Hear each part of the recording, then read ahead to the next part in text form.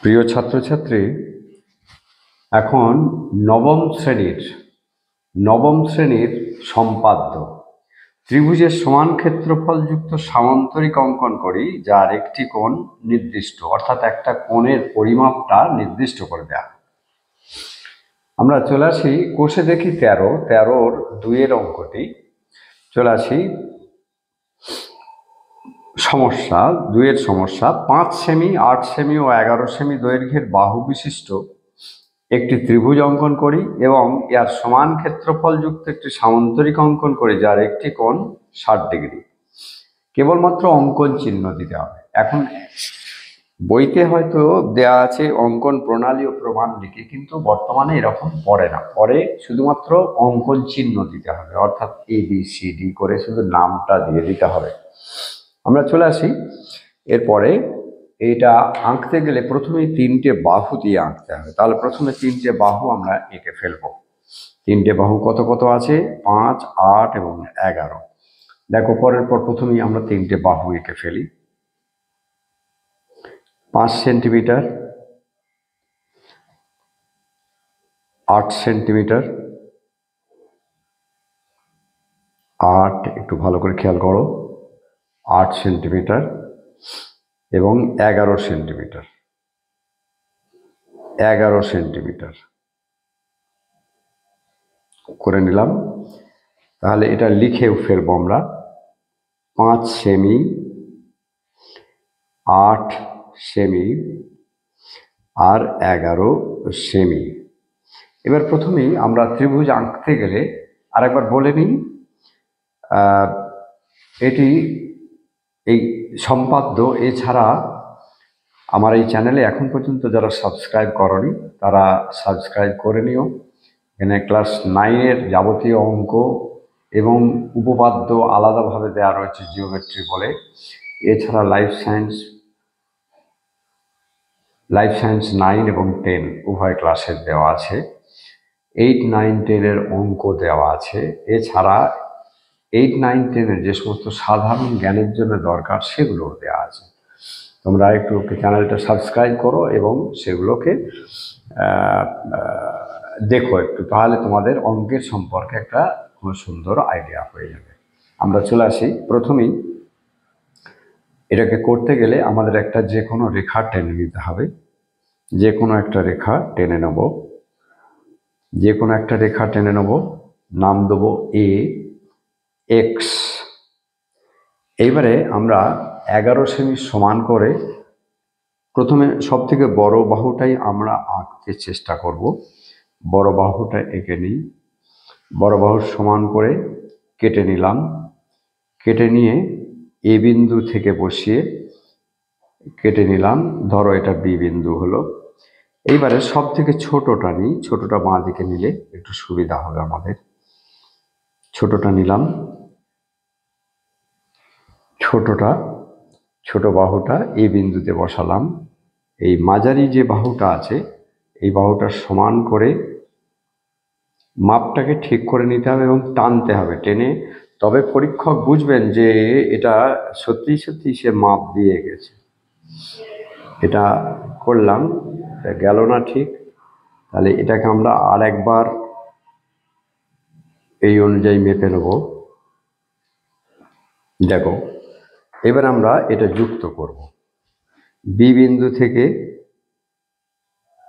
এই বিন্দুতে যুক্ত করলাম আর এ বিন্দু থেকে যুক্ত করলাম। মনে করি উভয় বিন্দু, এই উভয়ে সরলরেখা সি বিন্দুতে ছেদ করেছে। এইবারে আমরা সি বিন্দু দিয়ে এবি এর সমান্তরাল সরলরেখা অঙ্কন করব। তাহলে কিভাবে? প্রথমে এসির মাপ নেব। এসির মাপ নিয়ে বি বিন্দু থেকে বসিয়ে একটি বৃত্তচাপ অঙ্কন করব। এবং এরপর এবি এর মাপ নেব। এবি এর মাপ নিলাম সি বিন্দুতে বসিয়ে আরেকটা বৃত্তচাপ আঁকবো। উভয় বৃত্তচাপ পরস্পর কোন বিন্দুতে ছেদ করেছে একটু দেখে নেব। ধরে নিই উভয় বৃত্তচাপ পরস্পর ডি বিন্দুতে ছেদ করেছে। ডি বিন্দুতে ছেদ করেছে, সিডি যুক্ত করব। সিডি যুক্ত করলেই এটা একেবারে এবি এর সমান্তরাল সরলরেখা হয়ে যাবে। হয়ে গেল। এইবার আমরা কাজ হচ্ছে এবি বাহুকে সমান দুভাগে ভাগ করব। এবি বাহুকে সমান দুভাগে ভাগ করতে হবে। অর্ধেকের বেশি ব্যাসার্ধ নেব, উভয় দিকে একটি করে বৃত্তচাপ আঁকবো। বিতে দিয়ে করলাম, উপরে একটা বৃত্তচাপ, নিতে একটা বৃত্তচাপ, আবার এই বিন্দুতে বসিয়ে ওই বৃত্তচাপকে কাট করা হলো। মনে করি এই উভয় বৃত্তচাপ পরস্পর যুক্ত করে দাও। পরস্পর যুক্ত করা হলো, উভয় বৃত্তচাপ যুক্ত করা হলো। এটা ধরে নিই ই বিন্দুতে ছেদ করলো, তার মানে এবি এর মধ্যবিন্দু হলো ই। এবার আমাদের বলেছে যার একটি কোণ 60 ডিগ্রি। আমরা 60 ডিগ্রি কোণের সমান কোণ না আঁকলেও চলে। 60 ডিগ্রি কোণ হচ্ছে একটি বৃত্তচাপ আমরা নেব, এবং বৃত্তচাপ নিয়ে যতটা এখানে বৃত্তচাপটা হলো সেই একই মাপে যদি আমরা কেটে নিই তাহলে 60 ডিগ্রি পাবো। আর দেখো এখানে 60 ডিগ্রি আমরা করে নিচ্ছি। 60 ডিগ্রি এঁকে নিলাম, 60 ডিগ্রি এঁকে নিলাম। ধরি এই বিন্দুটি এফ বিন্দুতে ছেদ করেছে, সিডিকে এফ বিন্দুতে ছেদ করেছে। এবারে ইবি মাপ নিয়ে নেব, অর্থাৎ এই ত্রিভুজটার ভূমির অর্ধেক মাপ নিয়ে নেব। মাপ নিয়ে নিলাম। এবারে এফ বিন্দুতে বসিয়ে এটা টেনে দেবো, তাহলে আমাদের সামান্তরিক কমপ্লিট হয়ে গেল। দেখো সামান্তরিক হয়ে গেল। এই যে এটা জি বিন্দু লিখে দেবো। তাহলে ত্রিভুজ এবিসি, যার এবি সমান 11 সেমি, এসি সমান 5 সেমি, এটা লিখে দিতে পারলে ভালো, আর বিসি সমান 8 সেমি, এবং ত্রিভুজ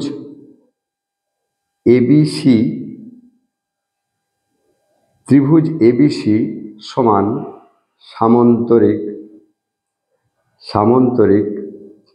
বিইএফজি অঙ্কন করা হলো।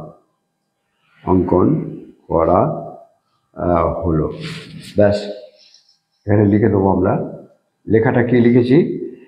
ত্রিভুজ এবিসি, এই যে ত্রিভুজ এবিসি যার এবি বাহু হচ্ছে 11 সেন্টিমিটার, এবি বাহু হচ্ছে 11 সেন্টিমিটার, এসি বাহু 5 সেন্টিমিটার, এবং বিসি বাহু হচ্ছে 8 সেন্টিমিটার, এবং ত্রিভুজ এবিসি ইজিক্যাল টু সামান্তরিক বিইএফজি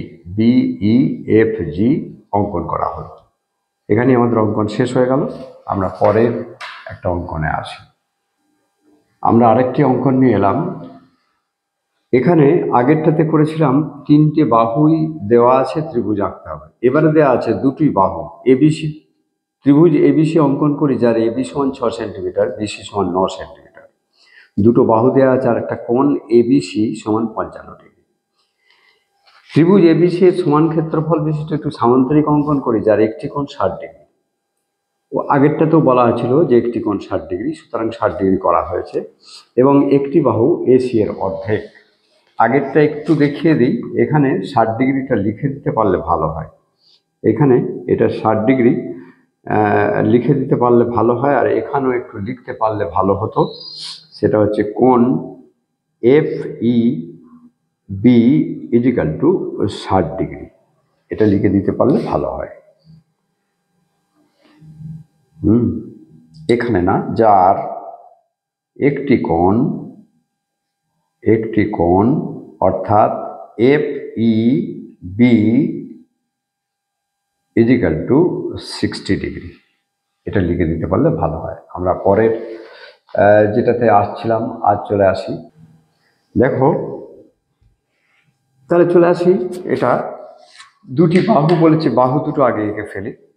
বাহু দুটো কত কত বলা আছে। একটা বলা আছে 6, একটা হচ্ছে 9। তাহলে 6 সেন্টিমিটারটা এঁকে ফেলি আগে। 6 সেন্টিমিটার। আরেকটা বলা আছে 9 সেন্টিমিটার।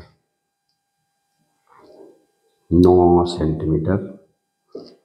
একটি কোণ বলা আছে 55 ডিগ্রি।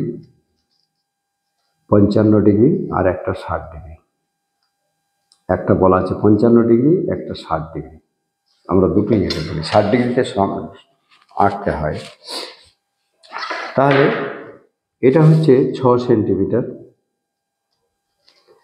এটা হলো 9 সেন্টিমিটার, এটা এবি, আর পরেরটা বিসি বলা আছে। আমরা ঠিক যেমনভাবে বলেছে তেমনিভাবে আঁকবো। একটা 55 ডিগ্রি কোণ আঁকতে হবে। 55 ডিগ্রি কোণ আমরা চাঁদা বসিয়ে দেখো কিভাবে আঁকছি। খুব সুন্দরভাবে ধৈর্য ধরে 10, 20, 30, 40, 50 আর 5, 55 এইখান পর্যন্ত। তাহলে রেখাটা অত দূর পর্যন্ত না টানলেও চলবে। এটা লিখে দিতে হবে, এটা 55 ডিগ্রি। আর 60 ডিগ্রি তো আমরা এমনি কম্পাসের সাহায্যে আঁকতে পারি। একটু আগেই এঁকে দেখালাম। 60 ডিগ্রি আলাদা করে এঁকে নিতে পারো, তবে 60 ডিগ্রিটা কোণের সমান কোণ না আঁকলেও চলে, কেননা একই ব্যাস। এটা হলো 60 ডিগ্রি। তাহলে আমাদের পুরোপুরি নিয়ে নেওয়া হলো। এবারে চলে আসি, আমরা প্রথমেই একটা যে কোনো রেখা টেনে নিই। যে কোনো একটা রেখা টেনে নিই।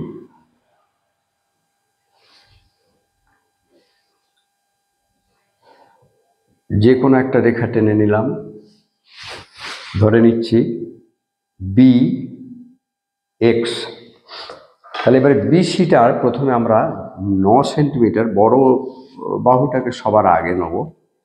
নিলাম, মাপ নিলাম বি থেকে বসিয়ে। তাহলে যেখানে কাটলাম সেটা কত হলো? বিসি। এবারে এ বি আছে, এ বিতে 55 ডিগ্রি আছে। তাহলে 55 ডিগ্রিটা এঁকে ফেলি। কোণের সমান কোণ আঁকতে গেলে কি হয়? A B C. কোণটা হচ্ছে এ বি সি, অর্থাৎ বি কোণটা হবে 55 ডিগ্রি। তাহলে বি কোণটা 55 ডিগ্রি এঁকে ফেলি। কোণের সমান কোণ আঁকতে গেলে প্রথমে একটা যে কোনো বৃত্তচাপে আঁকতে হয় এবং তার সমান বি বিন্দুতে বসালাম।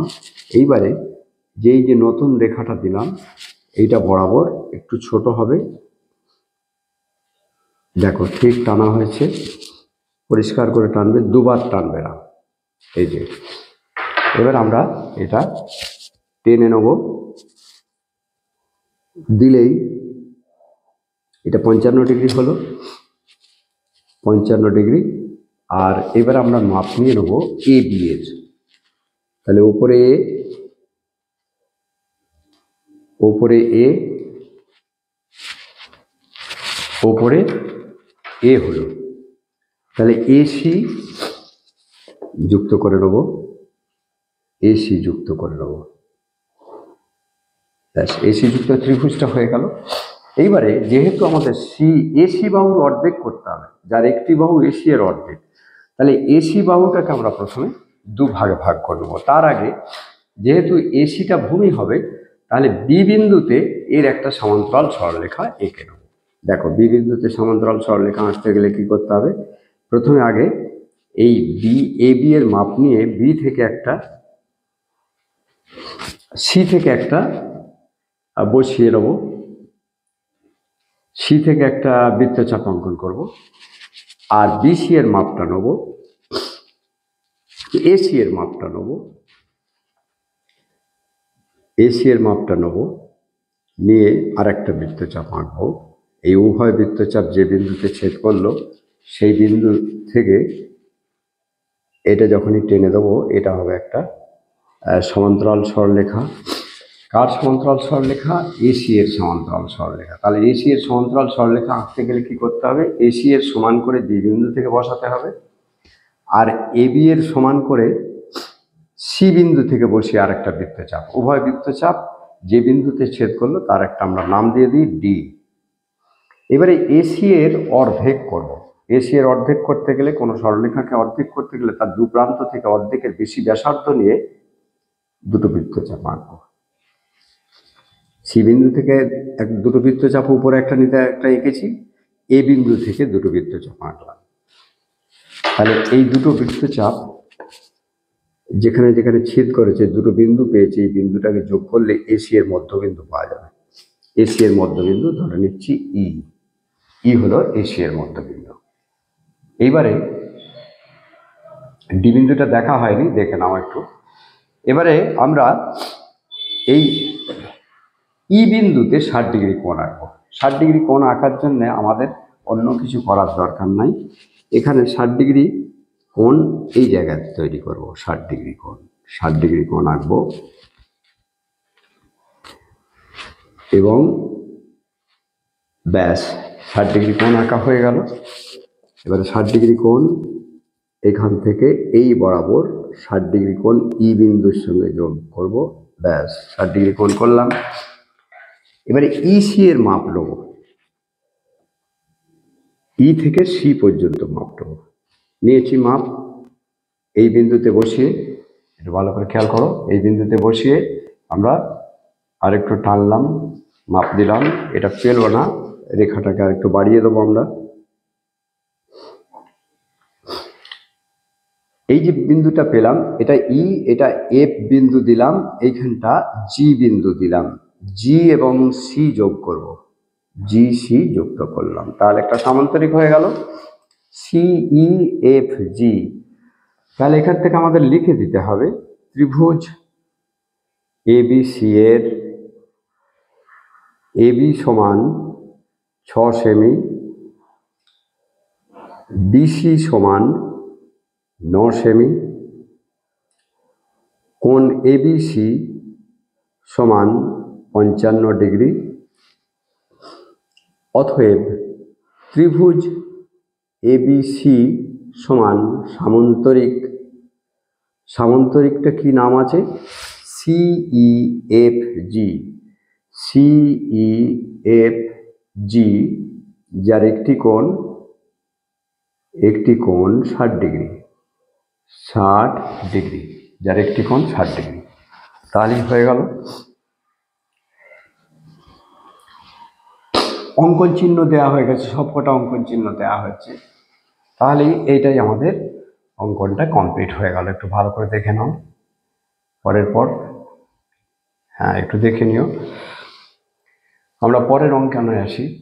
তাহলে সমস্ত দুটো কন্ডিশনই হয়েছে কিনা একটু দেখে নিই। সামান্তরিক অঙ্কন করি যার একটি কোণ 60 ডিগ্রি আর একটি বাহু এসি এর অর্ধেক। দেখো এসি এর অর্ধেক হচ্ছে ইসি, কারণ এটা মধ্যবিন্দু ছেদ করা হয়েছে। ই হচ্ছে এসি এর মধ্যবিন্দু, এসি এর মধ্যবিন্দু ই। তাহলে এই যে সামান্তরিকটা হলো, এই সামান্তরিকটার এসি এর অর্ধেক হচ্ছে এই সামান্তরিকটা।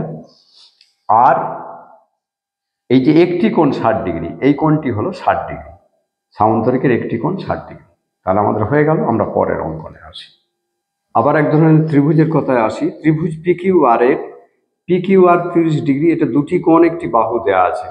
আগের প্রথমটাতে আমরা আঁকলাম 3টি বাহু, তারপরেরটাতে 2টি বাহু একটি কোণ, এরপরে 2টি কোণ একটি বাহু। সাধারণত এই 3 ধরনের ছাড়া অন্য কোনো রকমেরই পড়ে না।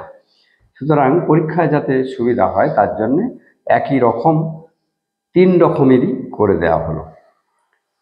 PQR 30 degree, PR Q 75 degree এবং কিউআর 8 সেন্টিমিটার। পিকিউআর এর সমান ক্ষেত্রফল বিশিষ্ট একটি আয়তক্ষেত্র অঙ্কন করি।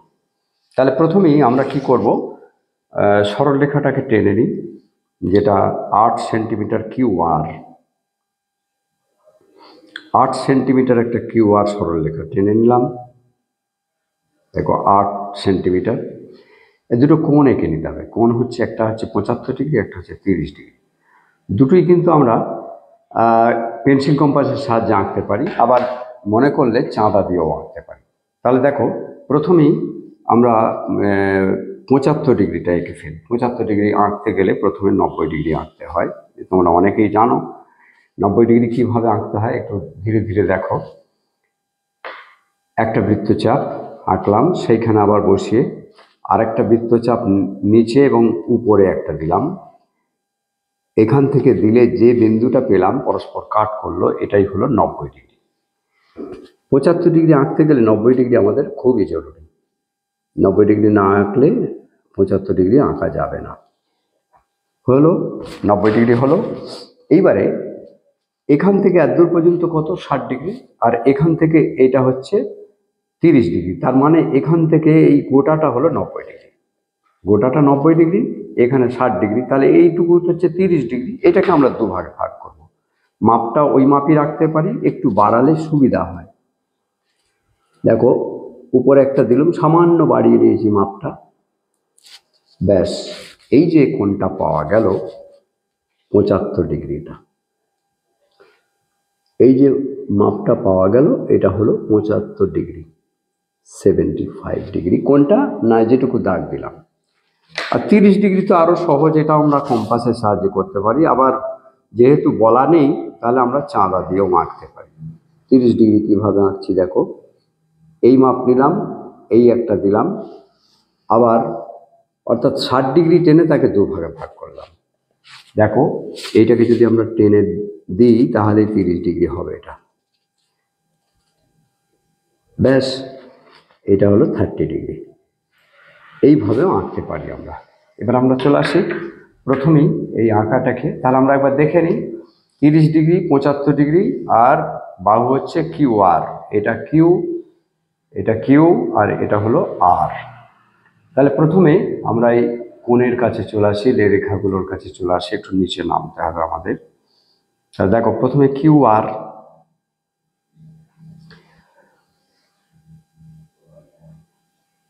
কিউ আর টেনে নেব।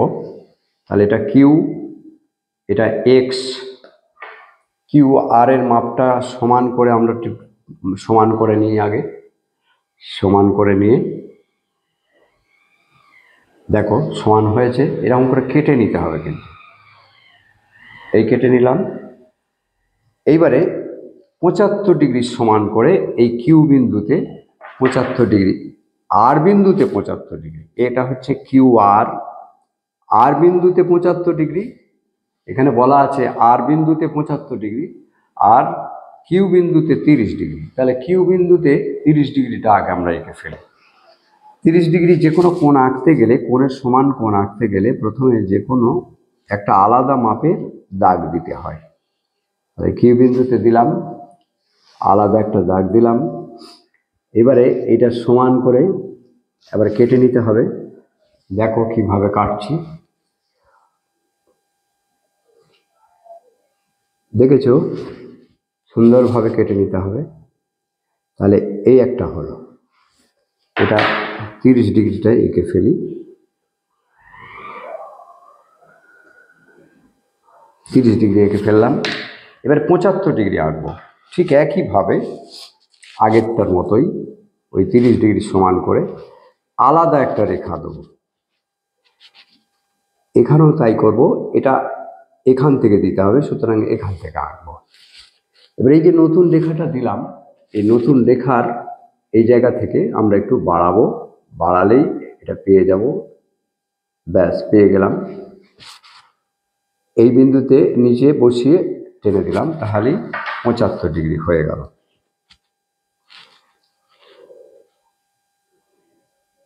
75 ডিগ্রি হয়ে গেল। তাহলে পি কিউ, এটা হলো পি বিন্দু, P Q R 30 degree, P R Q হচ্ছে 75 ডিগ্রি।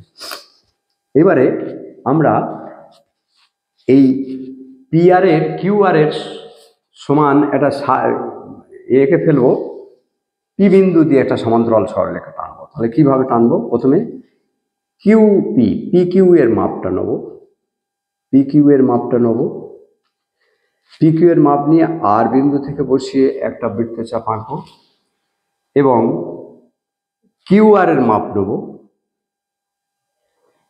কিউ আর এর মাপ নেব